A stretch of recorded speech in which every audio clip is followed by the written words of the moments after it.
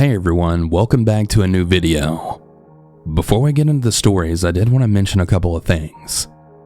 I need to give trigger warnings for two of the stories in this video for sexual assault. The first story and the last story. As always, I'll have timestamps in the pinned comment, and I'll have these stories labeled if you want to skip them. I also incorporated a paranormal story in here as well, just to switch things up a bit. All that being said though, I hope you all enjoy these stories. And if you have a scary story of your own that you would like to submit to me, you can do so by sending it to southerncannibal.com. All that being said, let's get into the stories. And remember, as always, stay hungry.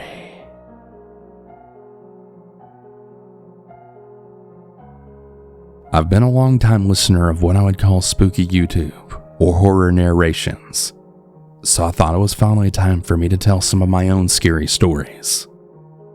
This experience is more of two intertwined creepy stories. These stories aren't necessarily horror stories, but they are creepy and unnerving. This is going to be a long one. It takes place over a decade, from the time I was a theater/drama camper at age 12 to the time I was a counselor at 15 and on the board of the nonprofit that ran at 18. So I'll try to keep it succinct, but it's a doozy. I'm now a 26-year-old female. As a trigger warning, the story contains mention of child sexual assault. There are several people involved. For simplicity, I'm going to name them counselors for our group of drama camp counselors. Mama for the angel of a woman that was the oldest counselor and the VP of the nonprofit in camp. John for the director of the nonprofit in camp. And Andrew for the dance teacher. The camp was hosted at my high school, a private school for grades pre-K through 12. So many of the campers attended school there, while other campers were able to attend camp for free, as part of the nonprofit's commitment to teaching theater to children on free or reduced lunch programs in the county. All the campers were between the ages of 6 and 14, divided into groups for elementary and middle school students. In about 2008, I started attending the summer drama camp that John ran through his nonprofit organization. Andrew was the dance teacher and choreographer, and several other future counselors were also campers. Throughout the years, the counselors and I attended summer camp and various theater and dance classes throughout the school year under the same organization. The camp ran from 10 weeks from 8:30 a.m. to 5:30 p.m. Monday through Friday, with a full musical production on Friday nights. Most of us attended the camp for 3 or more weeks each summer and have a lot of great memories growing up there. From 2008 to 2011, I attended this camp and counselors overturned every year. Each year there was a new vice president of the organization that was supposed to eventually take over the nonprofit when the director wanted to pass it down. As a kid, I didn't really think anything of the turnover, assuming they were just kids of the school where the camp was hosted at that were graduating. But two people stayed the same: John and Andrew. Since a lot of our songs and dances repeated year over year, when I became a counselor at 15, Andrew appointed me as assistant choreographer for the elementary group. I was also dating a guy about 3 years older than me, who turned out to be incredibly abusive and gave me a lot of trauma, which will be relevant for later. When we broke up, I was 16, and I started dating one of the counselors. I had 2 boyfriends during this time period, and they have the same name, so I'm going to refer to them as number 1 and number 2. Number 1 being the abusive one. At ages 15, 16, 17, and 18, I continued to work at the camp 5 days a week for 10 weeks every summer as a drama camp counselor, art teacher, and assistant choreographer. There are 2 storylines here: John's and Andrew's. I'll go into John's first. As counselors, we started to notice small changes in John's demeanor. He would say incredibly rude things to the younger kids, such as, "Who here rides the short bus?" to a group of first and second graders when they didn't perform to his standards during the rehearsal, as well as during a round of post-show improv for the parents, pretending like one of them was giving birth and he was going to catch the baby. Yeah, Red flags everywhere.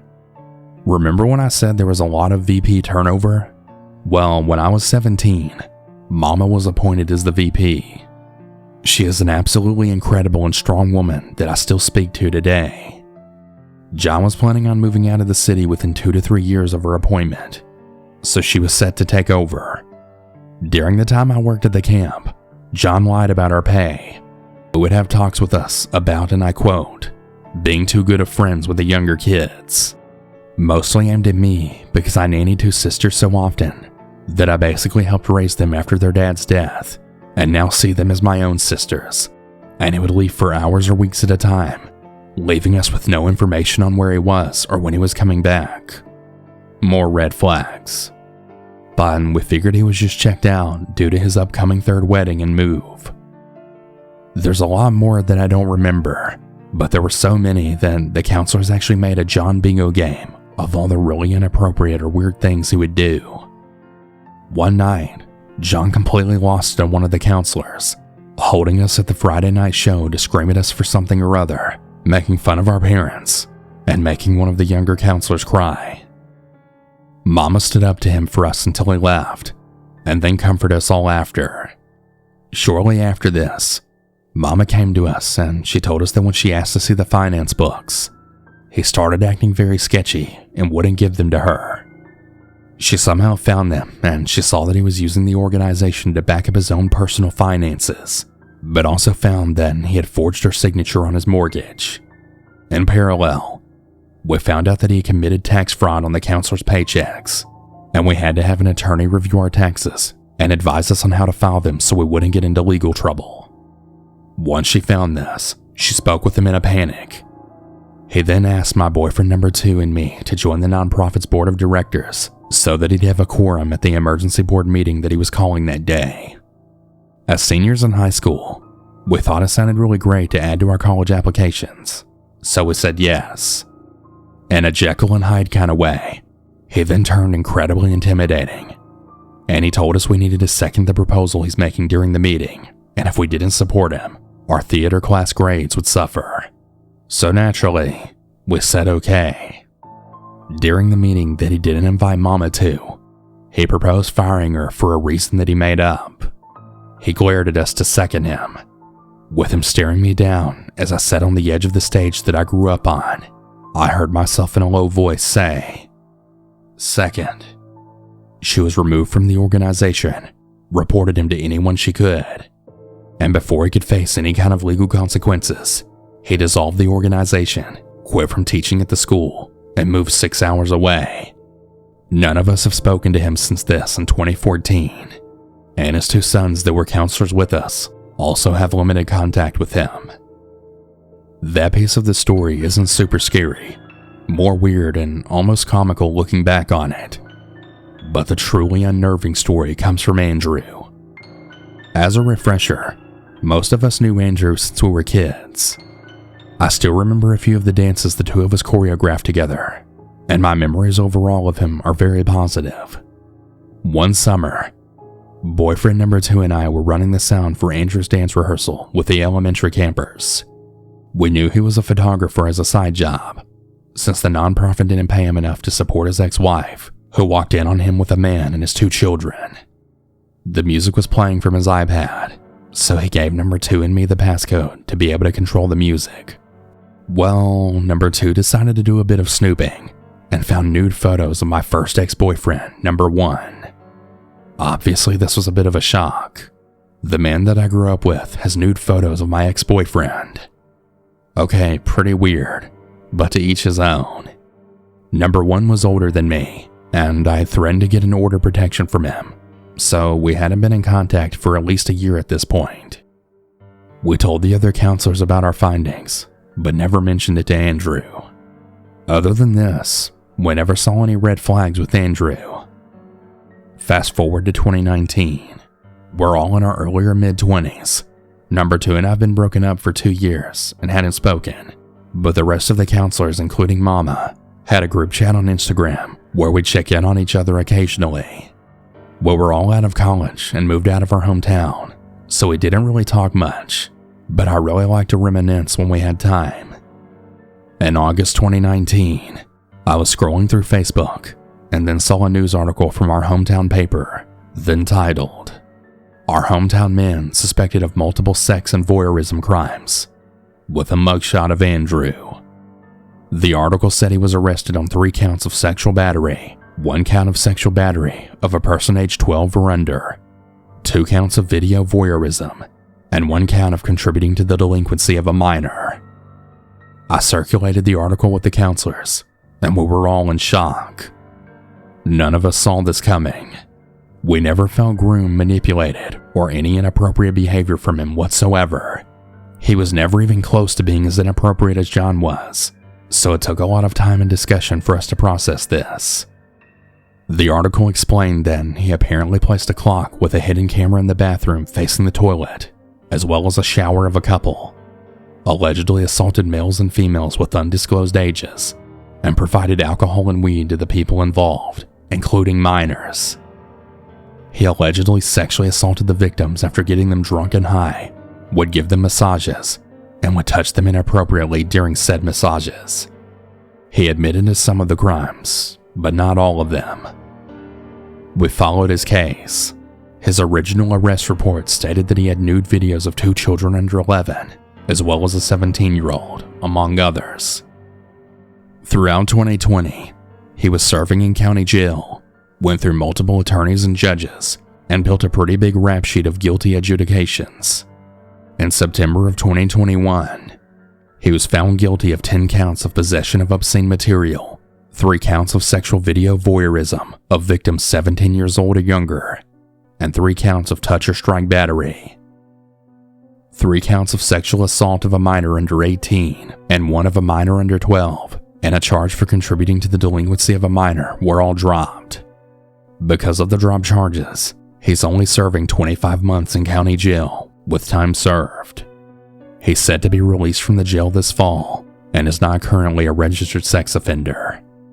So yeah, a group of 6 people that grew up with this man and an adult that mentored us never saw any red flags or signs he was capable of this. This has caused me to have a lot of distrust in adults for my own future children. This man committed serious acts against children that were our age when we met him, and is facing relatively minimal repercussions for it. It really goes to show you that people are capable of anything, and your next door neighbor or childhood dance teacher could be a pedophile, protected by attorneys that get them off the hook from the sex offender registry. Be safe out there, and always watch for red flags.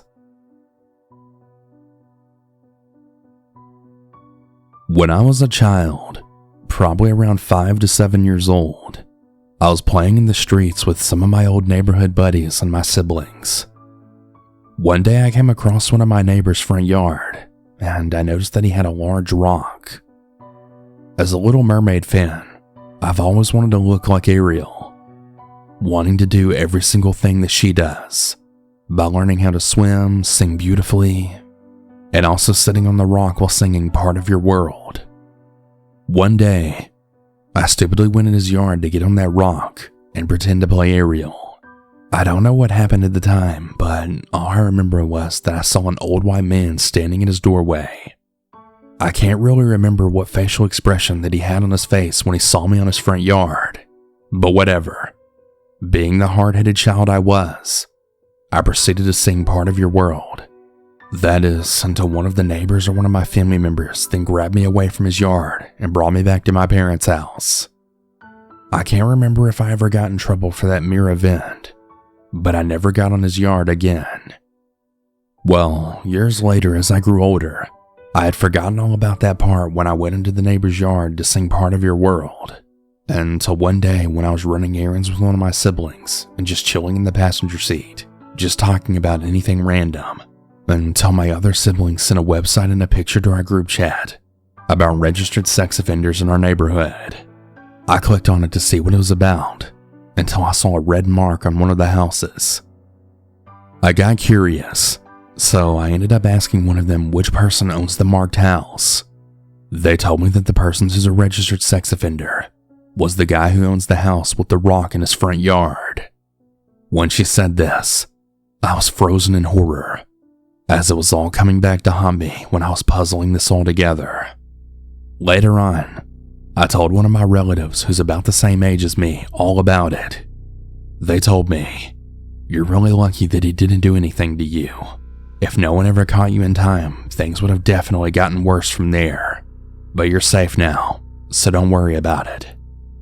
To this day, I still get chills down my spine knowing about my neighbor's past.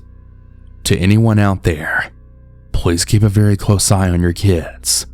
You may never know the intentions of someone who's been around for quite some time. And just because they're your neighbors, that doesn't mean that they're always going to be trustworthy.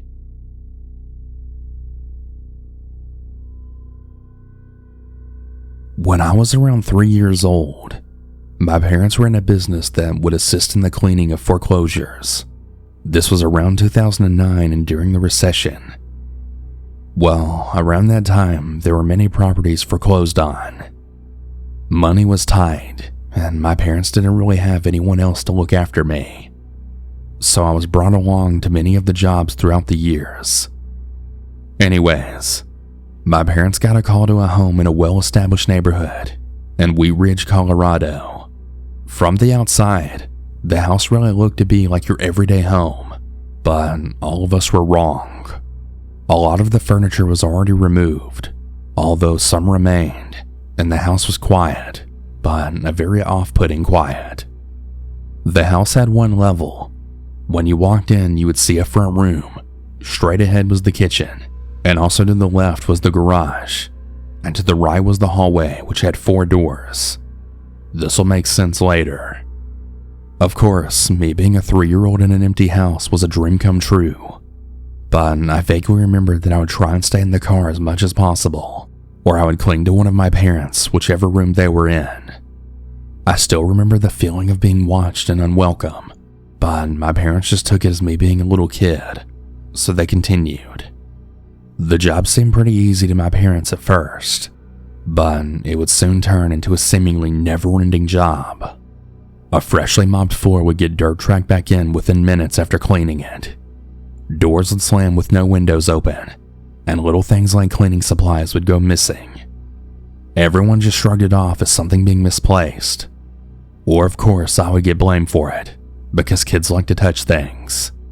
I knew something wasn't right, especially after helping carry the trash to the dumpster outside. The 3 of us were there, and no one else was present. But when we walked back in, the front entrance had dark boot prints that had trailed throughout the recently mopped floor. Of course, my dad went to check the house, but no one was there. Little annoyances like this continued to happen while my parents continued the thorough cleaning of the house. But the day that I remember quite vividly was when my dad was changing smoke detectors, and I was sitting there watching him. We were then interrupted because my mom called my dad to the garage. I look back on these memories now, and I really realized just how dark all of this truly was. When we walked in, we were met with my mom staring in shock at one of the supports of the garage door, which was a broken rope. There was a suffocating feeling of dread that filled that room, and I could feel that something horrible had happened. I have my own theories, but I may never know. But I truly believe that someone had committed suicide, and that this is why the house now needed to be cleared and cleaned. After that, my dad and I went back into the hallway to finish up the smoke alarm, but I was standing there in my own little world. "Mav, did you take the smoke alarm?" my dad asked. I snapped out of my daydream. "No," I shook my head. My dad was annoyed and left at that moment to go and try and find it, leaving me alone. I remember feeling as if something was present, although it was only me in the hall, and then seeing a shadow come from the end of the hall towards me. As it slowly tried to make its way towards me, the hallway seemed to be consumed by the shadow, and the doors began slowly closing shut. I still have dreams of this almost 15 years later, and although the shadow should have been scaring me, I wasn't afraid. I kinda just watched it until my parents came in to look for the smoke alarm. It ended up vanishing, but the hall remained drained of all the light. My parents ended up completing the job, although it took weeks, and the house was eventually put on the market. I still think about it and that spirit that approached me that day. If anything, I feel sadness. They seem to be trapped, and if anything, violated. This is only one of my many stories from foreclosures and my childhood in general, and I hope everyone takes caution to respect those who are alive, as well as those who are no longer with us.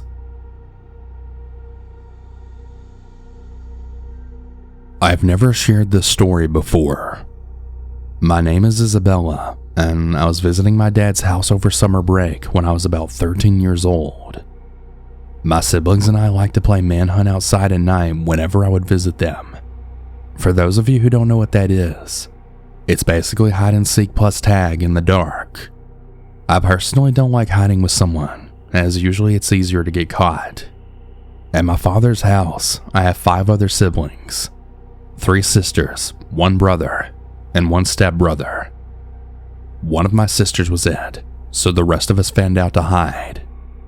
I started running down the dark street where I felt none of my other siblings had run off to, and turned a corner to hide next to one of the neighboring houses, as there were no lights there and seemingly was void of anyone else. I ducked into the shadows against the house, waiting to see if my sister was going to pass by, when I felt someone cover my mouth and grab my waist and pull me back into them. I looked up at the figure, and it happened to be my stepbrother Christian. My body relaxed when I saw his familiar face, but began to tense up once again when I then realized he wouldn't let me go. I opened my mouth to ask him what he was doing, but was interrupted as he turned me around to face him, and then picked me up and pushed me against the wall of the house we were hiding by. He tried to kiss me, and I pushed and kicked him until he let me down. I told him that was wrong, and he shouldn't do that because I was his sister. I walked away after that to find a different hiding spot. Christian was a lot bigger than me, and he was also about 16 years old at the time.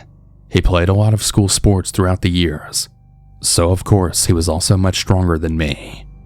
I didn't feel like playing anymore after that, so I walked back to the house.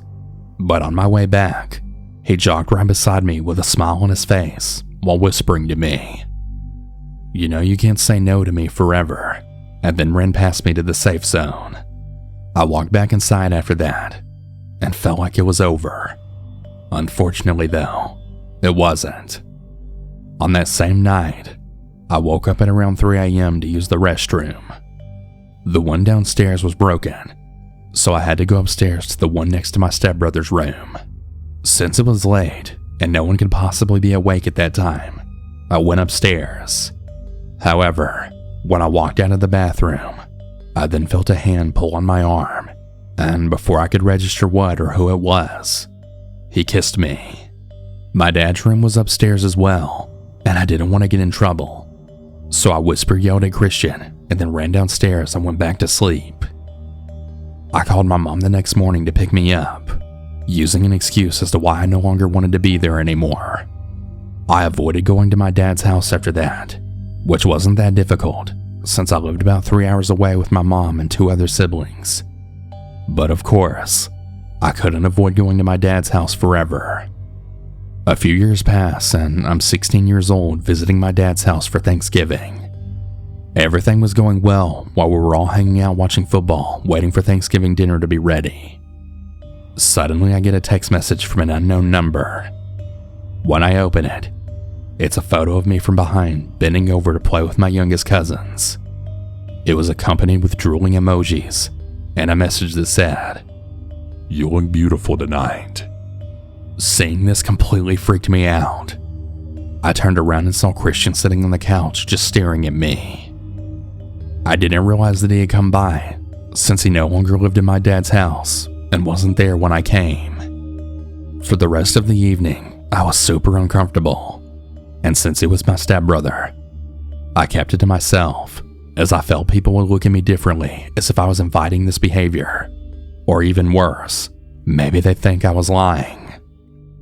A bit later after dinner, I looked around and saw that Christian was no longer there, so I felt a sense of relief and went on about my night with my family. At some point, I needed to use the restroom, so I excused myself and I went upstairs. My dad no longer lived in the house where the original incident took place, and it just so happens that the new house had a similar layout. When you go into the bathroom, there's 2 doors, one letting you into the bathroom, and a second one that separates the his and her sinks from the toilet and shower. I had locked the door behind me when doing my business. I finished up and opened the door to the rest of the bathroom that was now dark, but with the light from the toilet part of the bathroom, I could then see my stepbrother standing in front of the door that's used to leave the bathroom. This made me freeze in place. I began thinking to myself, I thought that he left. What the hell is he doing here? And why is he in the dark? At this point, I'm so shocked to see him that I can't even speak, as he then walks up to me and then pushes me into the toilet section of the bathroom, locking the door behind us and turns off the lights. He pushes me into a corner and then starts caressing my arms and face. I feel myself shaking as he tries to escalate the situation by getting so close to me that I can feel his breath on my face, while moving his hands down underneath my shirt while kissing my neck. I felt a sense of urgency, and I moved my hands to his to try and stop him. He stops and smiles a creepy smile. He removes his hand from my shirt and then whispers to me, "Why don't you get on your knees?" in a demanding tone. Now I'm completely in panic mode, because at the same time he's trying to push me down. I don't completely remember how I was able to get out of there without anything else happening, but I ran the hell out of there and back into the living room with the rest of my family. I had already told my family that I was going to spend the night, although now I really didn't want to, but I figured my mom should be here to pick me up first thing in the morning, so everything should be fine. If I could take this decision back, I would. A few hours later, around 10 p.m., everyone started to leave and say their goodbyes while packing up some leftovers. It was actually a really nice night, and I'd completely forgotten all about the earlier events. Everyone except the few people who still lived in my dad's house had gone home, so I then took a shower, and I went over to the guest room where I was going to be staying the night at, and I hopped into bed, so full from the amount of food I had eaten just a few hours prior, and I drifted off to sleep. I was a pretty heavy sleeper at this time, only ever really waking up to use the restroom. But this night, I woke up to a really heavy weight on top of me. When I opened my eyes, I see Christian laying on top of me, with his hand clamped over my mouth. He was completely naked, while looking at me with the saddest look on his face. He begins apologizing to me profusely, and confessing to me that he loves me, and that he wishes we could be as close as we once were when we were younger. During his speech, I'm lying underneath him, unable to move and crying, begging him with a muffled voice not to do anything to me. But he doesn't listen, and proceeds to undress me during my heavy crying. What happened next seemed to last for an eternity, but in reality, it must have only been a few minutes. I didn't get much sleep that night, and the next morning he wasn't at the house. I left with my mom, completely silent and angry and in pain. After that, I never slept over at my dad's house again, and I never went to that house unless I had driven there myself so that I could leave when I wanted to leave. I'm now 25, and up until recently, he texts me that he misses me, that he's never loved anyone as much as me, and he said that he wanted my first time to be special. I always block his numbers, but he continuously uses new numbers. I recently changed my phone number, so I haven't heard from him in a few months, and hopefully it stays that way. I eventually did tell my stepmom, and of course, through the grapevine everyone knows now, but everyone just pretends it didn't happen, and they still invite us both to all the family gatherings and parties. Not a single thing was ever done about it. No thanks.